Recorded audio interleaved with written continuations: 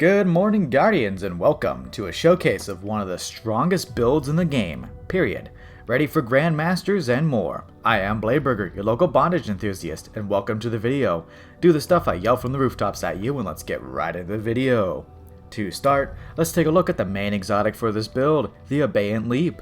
These exotic boots allow your Dranger's Lash aspect to spawn 2 more lashes that track more aggressive and further.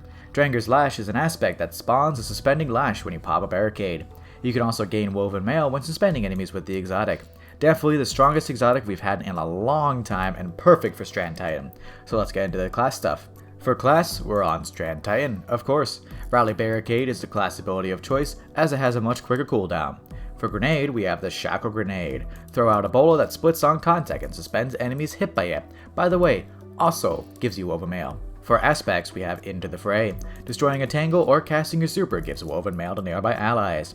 Additionally, when you have Woven Mail, your melee regeneration rate is increased. The next aspect is Dranger's Lash. Activate your class ability to shoot out a wave projectile that travels through enemies and suspends each one it tickles. With the Abeyant Leap, this aspect becomes powered up. For Fragments, Threat of Mind. Defeating suspended targets gives class ability energy. It gives quite a bit of energy per kill, so it's easy to get our class ability back before we need it again. We also have Threat of Generation, of course. Can't go without it. Dealing damage gives grenade energy. No explanation needed, it is the best strand fragment. Threat of Continuity. Suspend, Unravel, and Sever effects you deal last longer. So our suspending from Dranger's Lash lasts much longer. Threat of Wisdom. Defeating suspended enemies with precision kills makes an overpower. Has a cooldown. For artifact perks, Authorized Mod Strand helps to reduce the cost of Strand Mod. Untangler, which suspend enemies damaged by tangles we blow up with the strand weapon, and Threat of Blast, which makes a larger and more damaging explosion when we blow up with the strand weapon. For weapons, lean towards strand primaries. The new Muna SMG, Taraxipos, or even Quicksilver Storm are all great options to use. With how strong Quicksilver is, you probably should use that. Now to the mods. As usual, here's an overview while I grab some coffee. Take a look, make sure you screenshot on the left, how dare you. Some of these mods are utility, as the class stuff does what we need for the class ability. For Helmet, Harmonic Targeting. Improved aim assist, ADS speed, and accuracy for weapons matching our subclass type. We also have Harmonic Siphon. Rapid kills with weapons matching our subclass type make an overpower. There's also Hands On, as we lean a little bit into our melee here. Gain extra super energy on melee kills. Probably not needed, but we have it. For Arms, Focusing Strike. Gain class ability energy when you deal damage with a melee attack. Heavy-handed, make an overpower when you kill an enemy with a power melee. We also have Font of Vigor to help our melee. Armor charges are now temporary, and while we have one, we gain plus 30 strength, caps at 100. On Chest Piece, we have Charged Up. Increases our max armor charge capacity by 1 from 3 to 4. Unflinching Harmonic Aim reduces flinch for weapons matching our subclass type.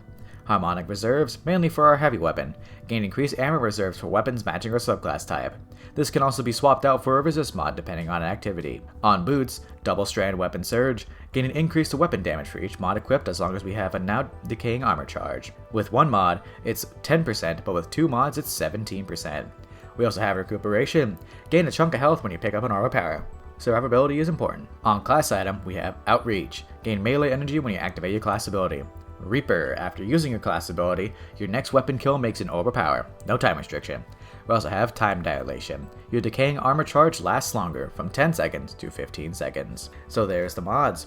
For stats, prioritize High Resilience for your class ability cooldown. Allocate stats wherever you want the rest. For how this build plays, it is easily one of the strongest builds in the game. Suspend enemies infinitely, which can deal with all champion types very well, and we have a high damage primary to deal with beefier enemies. This build is Grandmaster ready, Master Raid ready, and ready for any content Bungo throws at us. It doesn't have the boss TPS of something like Starfire, but it does everything else. Ad Clear, Champion Stunning, Utility, and the Orb Creation lets us keep our uptime for Surge mods high. Try this build out yourself and let me know how it does. Thank you all for watching. Join my Discord. See you all in the next one. Bladeburger out.